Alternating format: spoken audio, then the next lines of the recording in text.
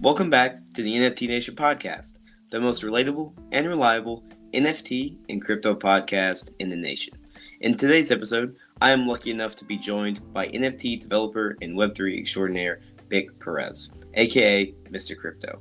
Mr. Crypto is not only the developer and creator of the Explore NFT Bull Club, he also has a huge Twitter following that allows him to host a wide variety of Twitter spaces where everyone can learn and ask about many different crypto topics and a wide variety of Web3 topics as well. So without further ado, I'd like to give my guest the floor and allow him to introduce himself. How's it going?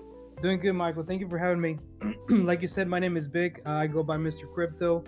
That is my alias on Web3. I am a developer, and I do have an NFT collection that we designed to introduce new people into the Web3 and NFTs. And the name of that project is called Explore NFT Bull Club. Awesome. Yeah, it's great to have you on today. I'm really excited to learn more about not only your kind of past and history inside the crypto space, as well as your kind of future plans and what you're currently building on. So kind of on that aspect, I'd like to learn more about you. And the first question I have for you is kind of, what's your story and how would you say you kind of got to where you are now? It all started last year whenever Doge started pumping. I noticed that my phone was giving me notifications, and I had not been into the NFT or into the crypto space for quite some time. And then, I did my research. I opened up a Twitter account last year, and I started following Elon Musk, and he was tweeting about Doge. So that piqued my interest. I got back into crypto, and I started, getting more into cryptocurrency, and then I moved on onto NFTs. At first, I was very skeptical of NFTs because, I had heard a lot of things such as, money laundering and the whole aspect and concept of a digital picture being worth thousands of dollars was kind of stupid to me.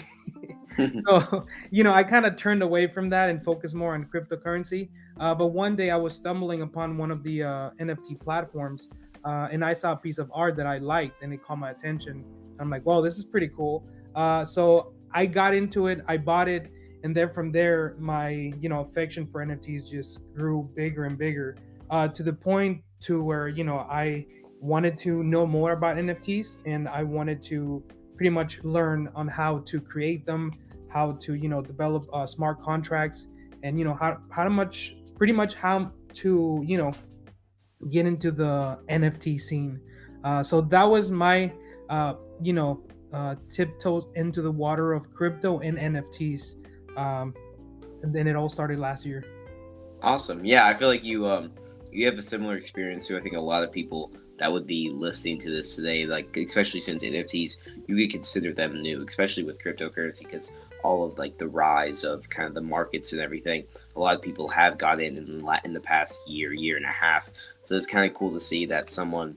I don't want to like overemphasize what you do or whatever, but it's great to see someone that's kind of new to the space do so well and have a good, like a big following like you do. So it's really cool to see that.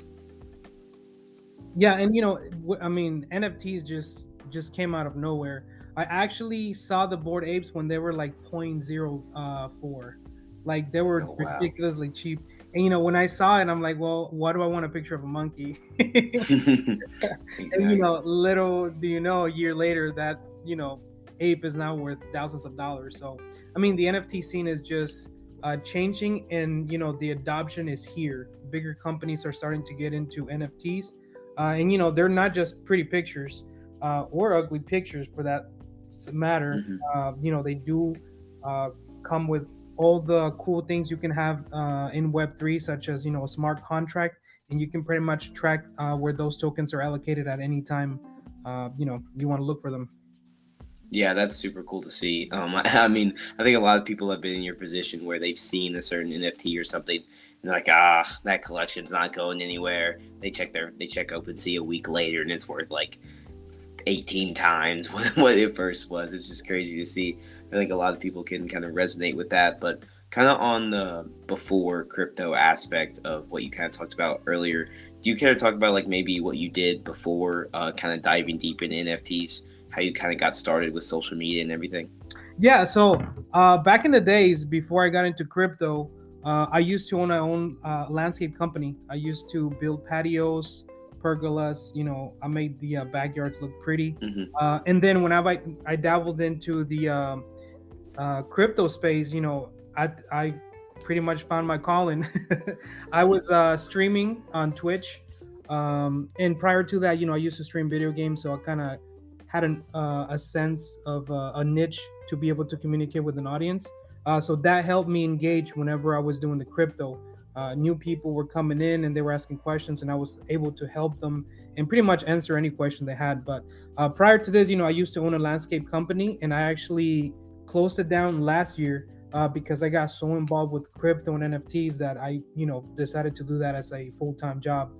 So that side of work, got put on hold, and now I'm focusing on what is Web3, crypto, and pretty much just enhancing um, the knowledge to the everyday user that's not aware of NFTs and cryptocurrency.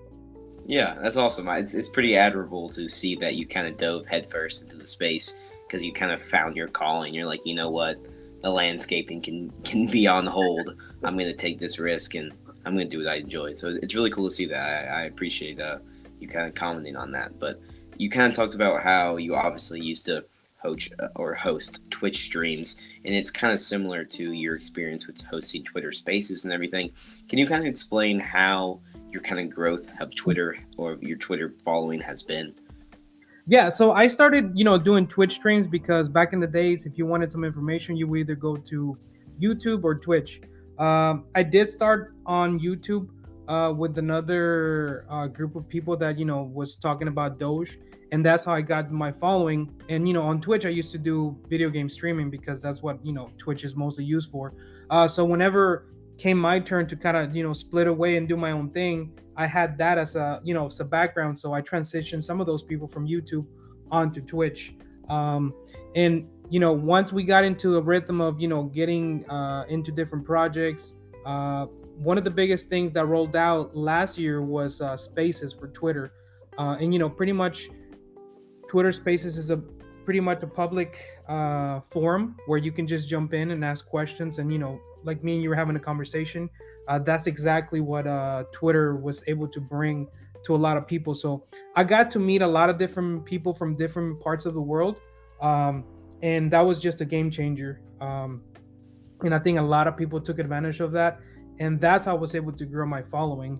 I did start from 0 followers last year up to 30 something k in following.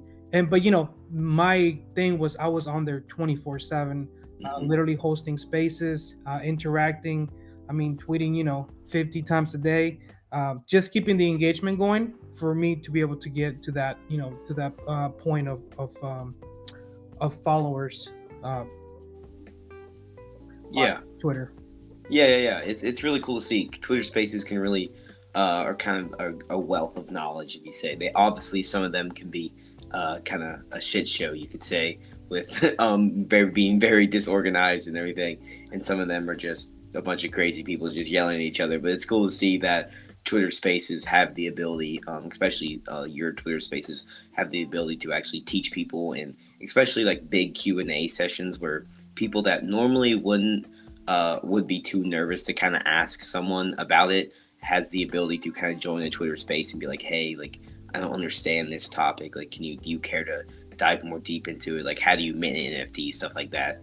It's kind of cool to see just regular people join a space and talk about it, and maybe even one day we could host a space together and answer some Q&A questions from the audience. Maybe that's a potential thing we could do. But also, what would you say, like, you obviously teach a lot of people in your spaces. What would you say you have learned from hosting all these spaces? I have learned that people, if they come together, can move mountains. Hmm. And when I started hosting my spaces, I used to host them for a particular token that came out last year called SafeMoon. And the community grew so big where we had people like listening in, tuning in like for 1,500 to 1,500, 1,400 to 1,500 people at one time. And right now, if you go late at night and you find another show about SafeMoon, you can see them, hosting spaces with 500 people. So that community grew, and most of them came from Twitter. So if you're very consistent when it comes to Twitter spaces, you can get a big following and you can grow a community, out of nowhere. So that's one of the biggest things that Twitter has taught me, that uh, Twitter is a very good tool if you use it for the right purposes, and it can bring a lot of people together. And like I said, um, anyone can just jump in there and ask questions. And sometimes the Twitter Spaces felt so comfortable, like you were just chatting with friends, that anyone would come up and say, "Hey, I have a question," and I'm not scared because you guys are making me feel comfortable. So that's one of the biggest things that I learned from hosting Twitter Spaces, that you can literally build a community from thin air into something that's major, such as Yeah. that. Yeah, exactly. Twitter Spaces have the power to do a lot of different stuff, and especially with how you've been doing Twitter Spaces for a long time, you've definitely had some very good Twitter Spaces as well as some weird or maybe kind of memorable spaces for maybe not the right reasons. Do you care to kind of explain some of the weird moments and maybe even like a most memorable experience that you've had with like a Twitter Space? I mean, there has been times where people, would come in and they would, scream at us because we were hosting spaces about that particular token. Uh, and you would pretty much encounter all kinds of crazy people on there, because it's an open platform, so anyone from, any background and any ethnicity, any part of the world just jumps in there, and sometimes they have different views. Um, so there's definitely tons of crazy people out there, and sometimes you just have to boot them out because the Yeah, stuff they yeah. say, you just can't believe they said those kinds of things. Um, so I mean, if you could think of the worst thing that someone could come up there and say, it has been said before. So. Yeah. So, kind of on the topic of you teaching people about certain crypto topics and kind of staying safe within the market, I remember you talked about how you made a fake token, or not like a fake token, but you made your own cryptocurrency token inside of a Twitter space to kind of show how easily it can be made and how a rug pull can kind of happen. Do you care to kind of dive more deep into that and kind of explain that to the audience? Of course, yeah. So basically, one night we were on Twitter Spaces, just chit chatting about all these cryptocurrencies that were coming out with some weird names, and I told everyone, well, the thing is that nowadays it's so simple to make a token that anybody can just create one. So what I ended up doing was going to cointool.io, where it's basically a platform that allows you to pretty much create your own token. Um, you put how many tokens you want minted, what kind of functions you want on that token. And so I just pretty much, while we were on spaces, like me and you right now talking, I went ahead and created a token, and I pretty much launched it live, just for the people that were there, just to show them, like, hey, this is how tokens are created on the daily. And it was a crazy experiment because I put up all the money that I had at that particular time. And if I wanted tokens, I would have to go and purchase them from the exchange. At that time, we were using PancakeSwap. So we did that as an experiment, to show people that creating tokens in this space is very, very simple, and anybody can create tokens. So that little experiment pretty much turned into a $1 million dollar in market cap token. And it was one of the craziest nights that a lot of people will remember, when it comes to those spaces where we created a token just for fun, and that just blew up. And like anything, as what goes up must come down. So a lot of people made a lot of money that day, and at the end of the day, I got my tokens, but there's no liquidity left. From those tokens. Yeah. There's some of it left, and I want to keep it that way. I just want to share it, and just leave it in my wallet to have a reminder that I did create something unique, with a group of people that I consider friends. And it was very crazy to have that experience, just go from zero to $1 million market cap. And it was we put a very stupid name on it. um and people just people are gamblers, unfortunately, in this space. Hmm. People are a bunch of degenerates. And the worse the name is, the uglier the NFT is, the more it attracts people and people buy it. So Yeah. To not to mention, like you said, like the uglier the NFT is. Just recently, the kind of Goblin NFT collection just popped off, and it's almost gonna break like the floor of Mutant Apes, which is honestly crazy to see. But it's just another reason, another kind of example of how people gamble inside the NFT space. But kind of talking about NFT collections and everything, since you actually are a developer and creator of an NFT collection, do you kind of care to explain why you created the Explore NFT Bull Club? yeah, so the Explore NFT Bull Club, we created it to kind of introduce brand new people into the space. And I'm very proud to say that a lot of people that we were able to onboard onto NFTs actually started doing really good for themselves. After we taught them how NFTs work, how they could, see them on their wallets, how they could, sell them to the public, they dove into, they pretty much expanded their portfolio. So they started investing in other NFT projects, and some of them actually made a lot of money.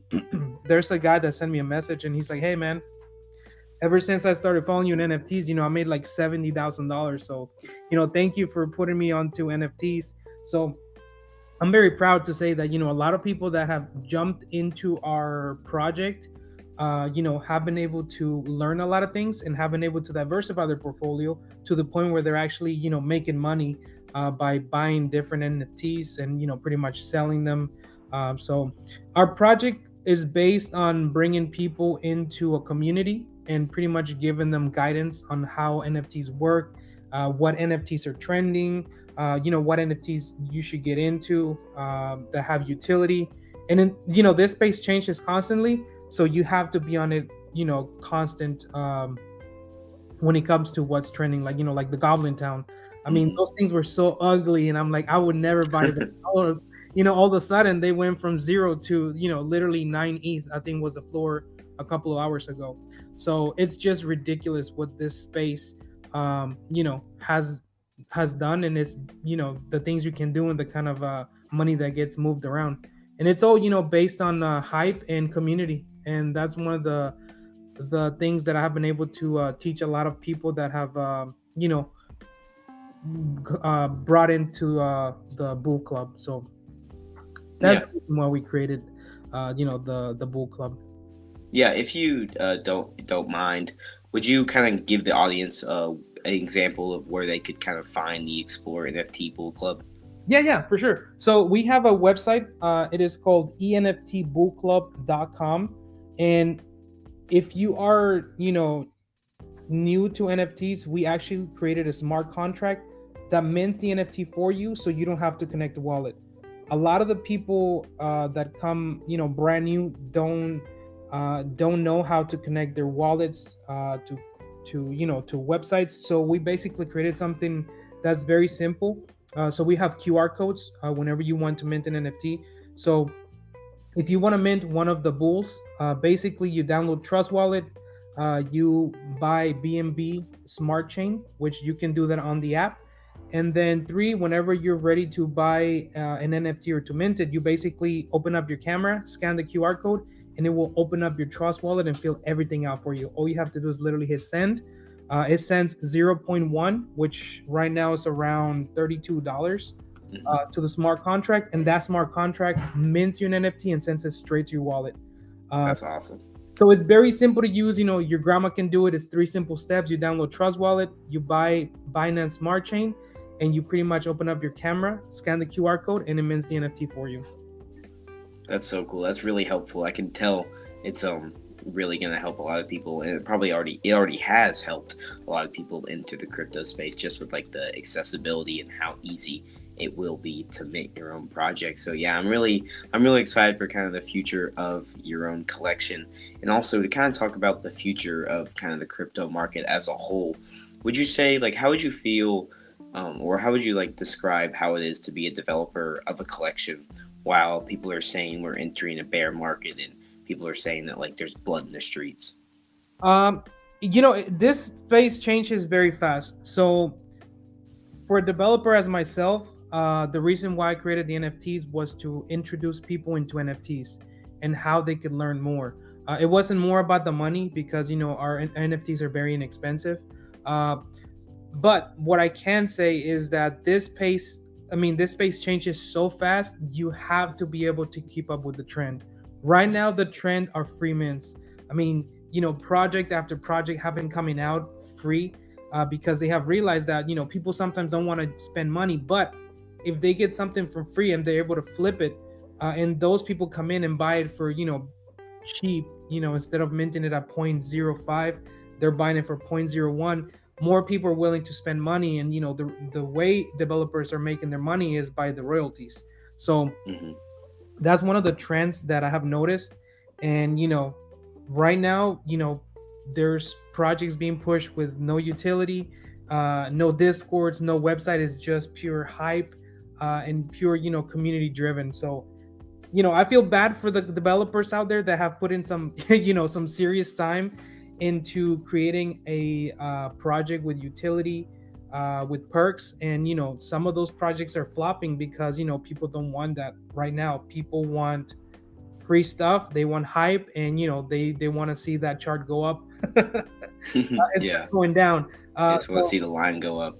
exactly. So, but the one thing that I can say is that if you are, building in this space, it doesn't bother you as much because it takes time to develop. Right now, we also created a website called bullclubarcade.com, and that's basically our arcade website where you go and you play games, and you'll be able to earn tokens. We actually came out with a token called Corn, which you can use, later down the road. Of course, when the website comes out, you'll be able to use it to buy merchandise. So the only way you can, get tokens is by winning community games. Whenever we do have a game up on Bull Club Arcade, or by purchasing NFTs from minting them. So if you mint NFTs on specific dates, then you get to earn corn tokens, and then those tokens you can use them on our website to buy merch. Right now, all that has been developed, but like I said, it takes time to bring it out to the public and perfect, make it perfect. So right now, the only thing that we do have is just our Discord server, our arcade game, and we are working on a social media platform for NFTs that has already been created, but we're still doing a couple of touch ups on it.